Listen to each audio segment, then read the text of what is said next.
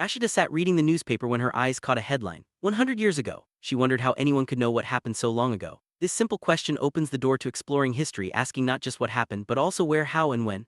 Rashida's curiosity is the starting point for our journey into the past, showing that history begins with questions. As we move forward, we'll see how historians and archaeologists answer these questions, piecing together clues from various sources. Let's dive into the methods and mysteries of discovering our history. Find out what happened yesterday. We can listen to the radio, watch television, or read a newspaper. For events last year, we might ask someone who remembers. But what about events from long, long ago? Historians use different methods to uncover the past. They rely on sources like manuscripts, inscriptions, and archaeological finds. These sources help us reconstruct the lives and events that shaped our world. As we explore further, we'll discover how these clues reveal not just facts but stories and experiences from ancient times. There are many things we can learn about the past. We can find out what people ate, the clothes they wore, and the houses they lived in. We also discover the lives of hunters, herders, farmers, rulers, merchants, priests, craftspersons, artists, musicians, and scientists. Even the games children played, the stories they heard, the plays they saw, and the songs they sang are part of history. These details help us understand the diversity and richness of ancient societies, giving us a glimpse into everyday life and culture.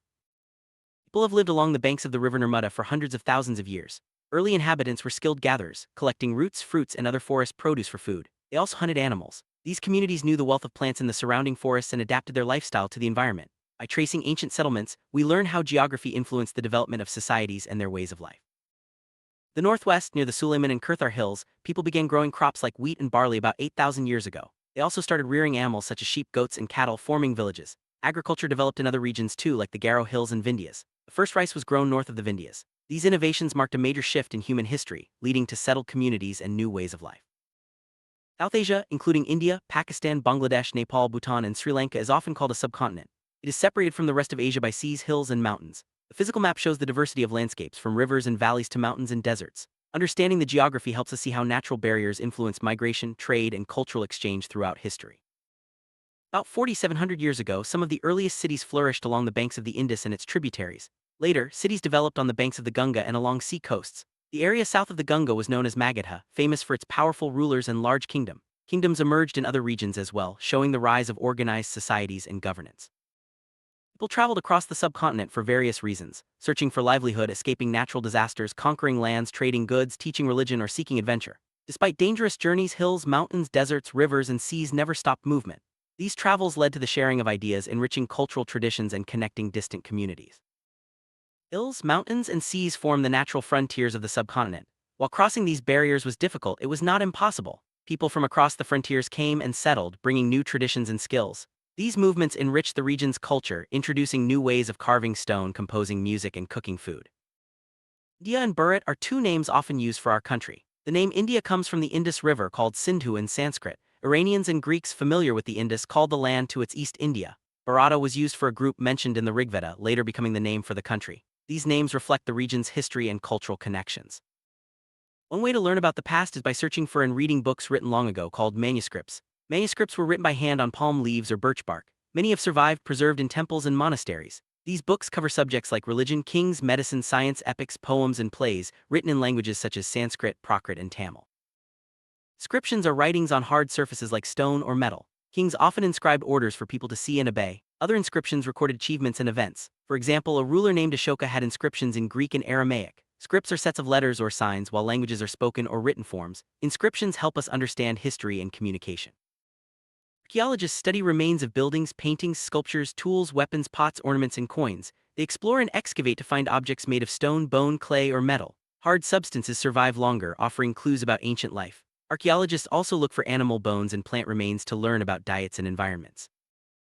Coins and pots are important archaeological finds. Pots from old cities were used about 4,700 years ago, while coins from 2,500 years ago show trade and economy. Comparing ancient coins with modern ones reveals changes in design and value. These objects help us understand daily life, commerce, and technological advances. Archaeologists look for bones of animals, birds, and fish to find out what people ate.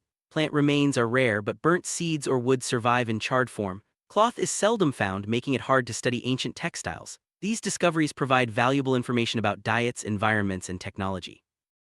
Historians use the word source for information from manuscripts, inscriptions, and archaeology. Once sources are found, learning about the past becomes an adventure. Historians and archaeologists act like detectives, using clues to reconstruct history bit by bit. This process helps us understand the complexity and diversity of ancient societies. Title: Our Past highlights that history is not the same for everyone. Different groups had different experiences: herders, farmers, kings, merchants, craftspersons, and more. Customs and practices varied across regions. Even today, people in the Andaman Islands live differently from city dwellers. These differences existed in the past, making history diverse and multifaceted. We know much about kings and battles because they kept records. Ordinary people like hunters, gatherers, farmers, and herders did not usually record their activities. Archaeology helps us learn about their lives, but much remains unknown. This gap reminds us that history often focuses on those who left written evidence. Dates are counted from the birth of Jesus Christ, the founder of Christianity. Years before Christ are marked as BC before Christ, while years after are AD Anno Domini. Sometimes CE Common Era and BCE before Common Era are used. In India, this dating system has been used for about 200 years. Dates help us place events in a timeline, making history easier to understand. BC stands for before Christ, while AD means Anno Domini, Latin for in the year of the Lord. CE and BCE are modern alternatives standing for Common Era and before Common Era. BP means before present. These terms are used worldwide, helping historians communicate dates clearly and consistently. Decipherment is the process of understanding ancient scripts and languages. Scholars compare known scripts with unknown ones, identifying letters and sounds. The famous Rosetta Stone from Egypt helped scholars decode Egyptian hieroglyphs by comparing them with Greek. Decipherment unlocks the secrets of inscriptions, revealing history hidden in stone and metal. Rosetta Stone, found in Egypt, contained inscriptions in 3 languages, Greek and 2 forms of Egyptian. Scholars who could read Greek identified names of kings and queens enclosed in cartouches. By comparing Greek and Egyptian signs, they decoded the sounds of Egyptian letters. This breakthrough allowed them to read other inscriptions, unlocking Egypt's ancient history. Imagine interviewing an archaeologist. You might ask about their discoveries, methods, challenges, favorite finds, and how they reconstruct history. Archaeologists use scientific techniques and creativity to uncover the past, making their work both exciting and demanding. Their insights help us understand ancient societies and their development.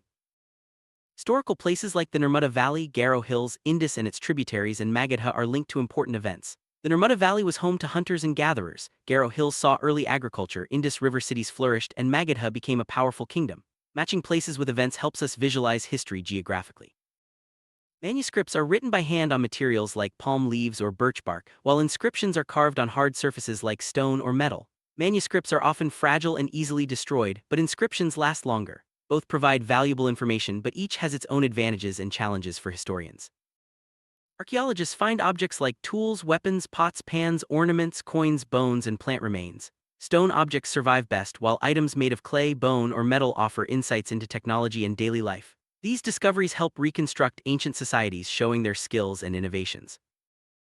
Ordinary men and women did not usually keep records of their activities. Their daily lives were not documented, making it harder for historians to study them. Archaeology provides some clues, but much remains unknown. This reminds us that history often focuses on those who left written evidence.